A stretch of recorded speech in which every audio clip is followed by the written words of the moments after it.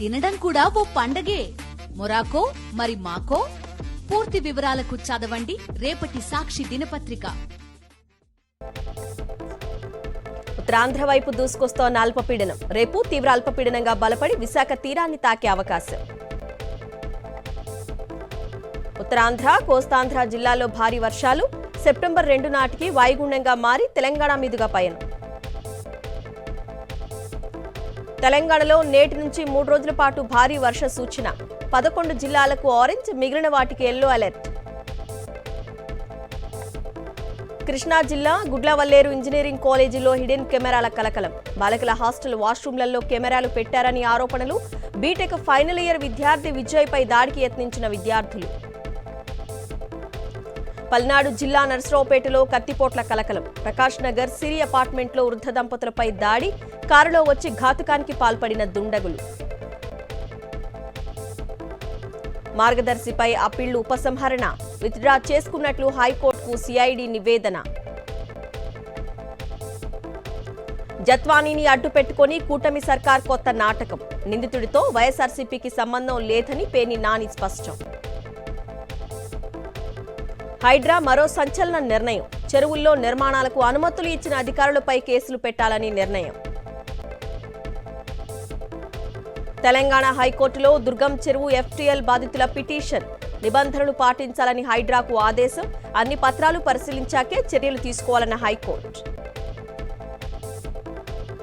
హైడ్రాకు చట్టబద్ధత కల్పించే యోచనలో రేవంత్ ప్రభుత్వం.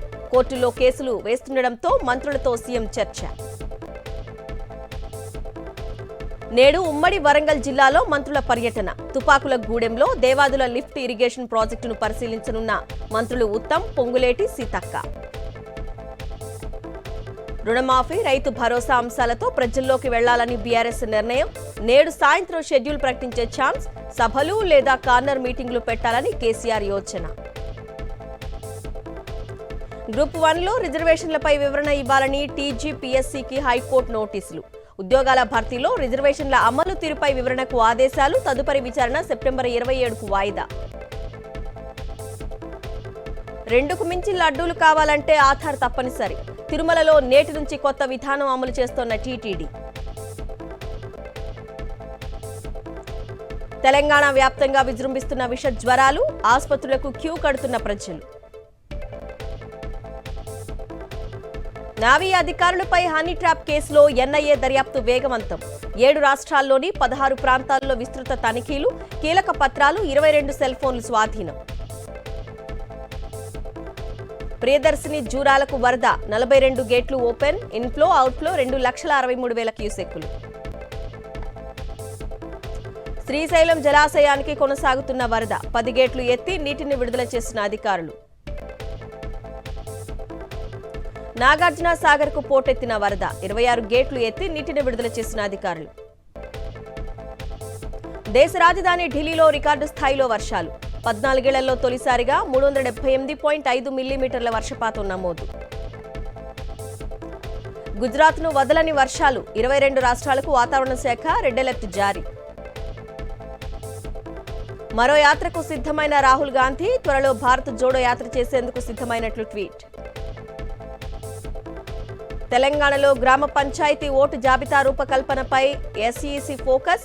ఓటర్ లిస్టులను తయారు చేయాలంటూ కలెక్టర్లకు ఆదేశం. అమిత్ షా కుమారుడు జైషాపై మమత సెటైర్లు. ఐసీసీ చీఫ్ పోస్టుతో శక్తిమంతుడిగా మారాడంటూ విమర్శలు. జియో కస్టమర్లకు రిలయన్స్ గుడ్ న్యూస్. దీపావళి కానుకగా ఉచితంగా 100 GB క్లౌడ్ స్టోరేజ్. రేపటి నుంచి చెన్నైలో ఫార్ములా 4 కార్ రేసింగ్. ఐలాండ్ చుట్టూ రోడ్లను సిద్ధం చేస్తున్న క్రీడాభివృద్ధి శాఖ. ఐసీసీ టెస్టు ర్యాంకుల ప్రకటన. టాప్ 10లో నిలిచిన 3 భారత ప్లేయర్లు.